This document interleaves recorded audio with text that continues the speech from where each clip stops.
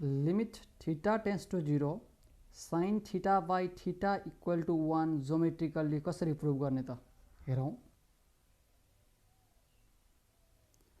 सर्कलमा यसलाई सेन्टर मानिदिउँ र एउटा लाइन ड्र गरौँ यतापट्टि यसरी।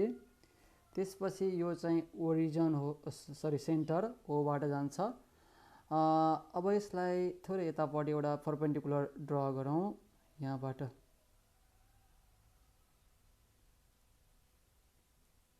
यसरी परपेन्डिकुलर ड्र गरिसकेपछि मैले काम गर्छु यहाँबाट यो सेन्टरबाट पनि फेरि यहाँ मैले जोडिदिन्छु। ल हेरौँ एउटा परपेन्डिकुलर त्यहाँ भयो। अब यो पोइन्टबाट पनि मैले परपेन्डिकुलर यतापट्टि ड्र गर्छु यहाँनिर। यो चाहिँ परपेन्डिकुलर हो। यो एङ्गललाई थीटा भनेर मानिदिन्छु र नाम दिउँ यो ओ ए, यसलाई बी, यसलाई सी र यसलाई डी भनेर नाम दिउँ।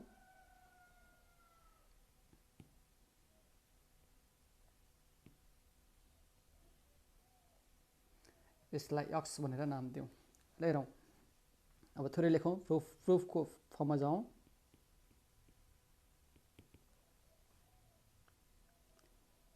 Consider a circle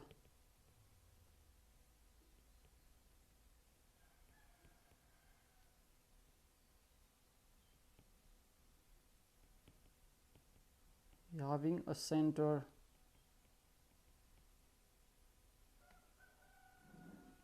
at O and radius OB भने पनि भयो, OD भने पनि भयो, इक्वल टु आर रेडियसलाई मानेको। लेट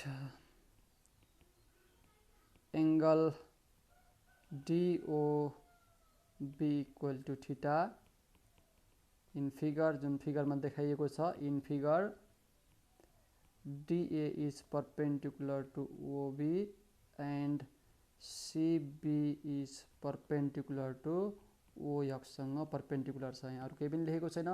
O भनेको सेन्टर हो, OB भनेको रेडियस हो, यसको डिस्टेन्स चाहिँ R छ भनेर मानिएको छ। त्यस्तै यो लाइन चाहिँ परपेन्डिकुलर लाइन हो र यो लाइन पनि परपेन्डिकुलर लाइन हो, योसँग परपेन्डिकुलर छ भनेर भनिएको छ। अरू केही पनि छैन। यसलाई थोरै यतापट्टि लैजाउँ यसरी। ल अब के गर्ने त भन्दा अब हामी यो फिगरबाट हेर्छौँ। फ्रम फिगरमा के देख्छौँ त त्यो कुरा लेखौँ। फ्रम फिगरमा देखेको कुरालाई लेख्दैछु। ट्रायङ्गल एरिया अफ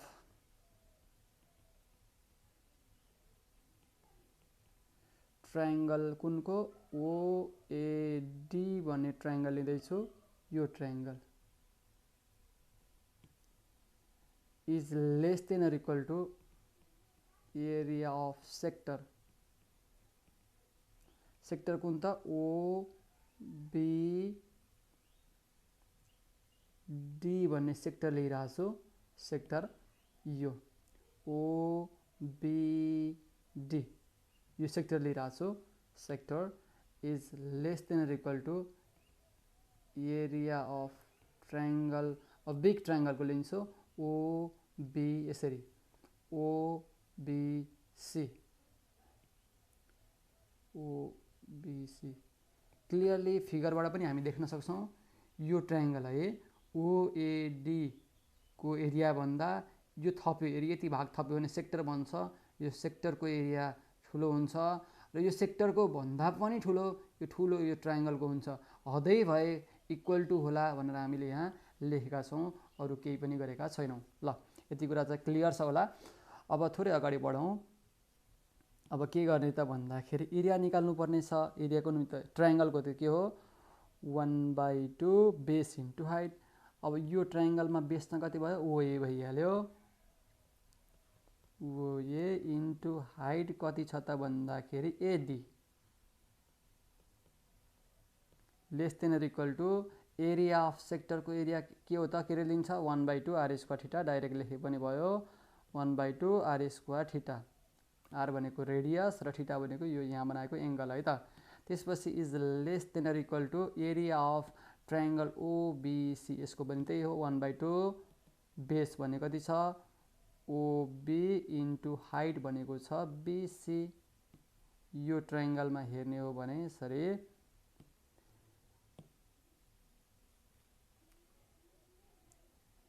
यो ट्रायंगलमा हेर्ने हो भने यो ट्रायंगल बेस भनेको ओबी छ, हाइट भनेको बीसी छ। ल अब अगाडि बढौँ। थोरै यहाँ लेख्नुपर्ने कुरा के छ भन्दा साइडमा म लेख्छु यसलाई चाहिने कुरा यता लेखेँ इन ट्रायंगल कतिमा ओएडीमा ओएडीमा म काम गर्दैछु है त। यो ट्रायंगल ओएडीमा ट्रायंगलमा काम गर्दै गर्दाखेरि त्यहाँ हेरौँ त cos थीटाको भ्यालु कति हुन्छ b/h। b भनेको कति छ बेस भनेको ओए, h भनेको यो छ।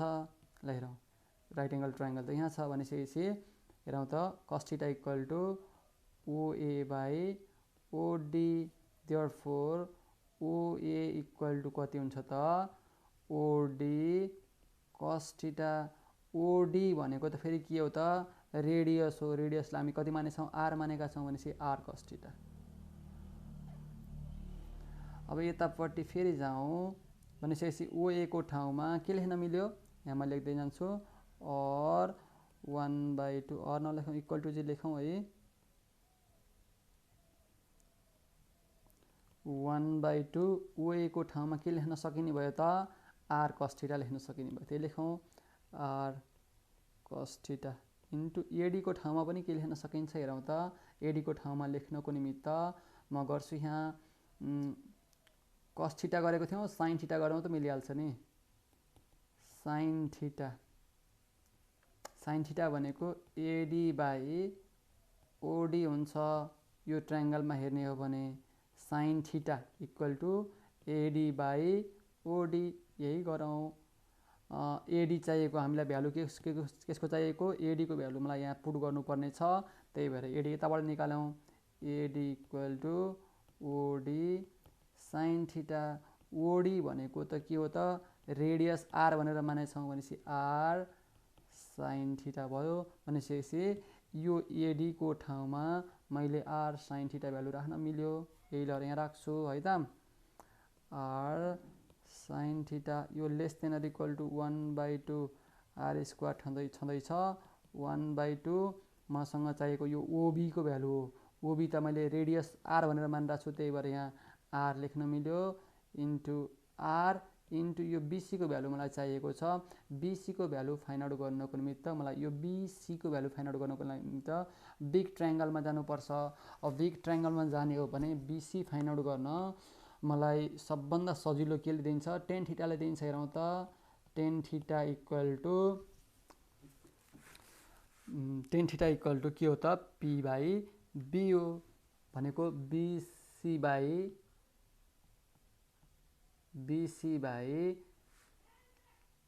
बेस भनेको कति छ त OB छ। हेर त tan थीटा इक्वल टु P/बेस। हामीसँग त यहाँ त राइट एंगल ट्रायंगल यतापट्टि छ। अब मलाई चाहिएको के हो त भ्यालु केसको भ्यालु चाहिएको छ मलाई BC को भ्यालु चाहिएको छ। BC को भ्यालु कसरी आउँछ त अब BC equal to OB tan theta भनेपछि OB है यो B। OB भनेको त के हो त फेरि रेडियस हो जसलाई r मानेका छौँ। यो OB भनेको त भनिसकेपछि r के भयो tan थीटा। यहाँबाट यसरी राख्न मिल्यो है त। यतापट्टि दुई ठाउँमा रफ गरेँ मैले r tan थीटा।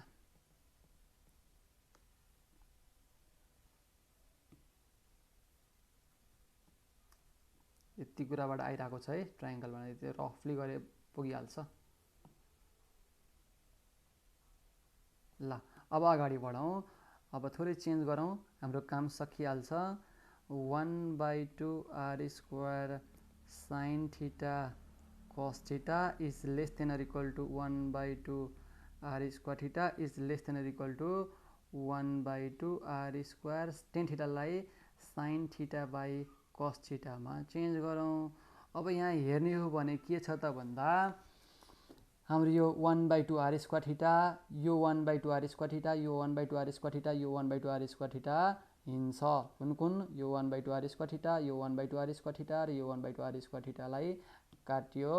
अब बाँकी रहेकोलाई मैले के गर्छु, यहाँ लेख्छु sine theta cos theta is less than or equal to theta is less than or equal to sine theta by cos theta मैले मेटिदिएँ। अब म डिभाइड गर्छु साइन थीटाले sine theta cos theta by sine theta गरिदिएँ, less than or equal to theta by sine theta नै गरेँ। यतापट्टि पनि sine theta by sine theta into cos theta के गरेको छु, जस्ट मैले यो sine theta yo sine theta yo sine theta थपेको छु। अब कुन कुन कट हुन्छ त हेरौँ त। कट हुने कट भएर बाँकी रहेको कुराले यो साइन थीटा गयो, यो साइन थीटा गयो भनेपछि बाँकी रहेको कुन छ त, this implies cos theta is less than or equal to theta by sine theta is less than or equal to 1 by cos theta छ। यसलाई के गर्न सकिन्छ, अब यसको तल पनि 1 छ नि, अब त्यसलाई रेसिप्रोकल ल्याउँछ के हुन्छ 1 बाई कस थीटा हुन्छ। यतापट्टि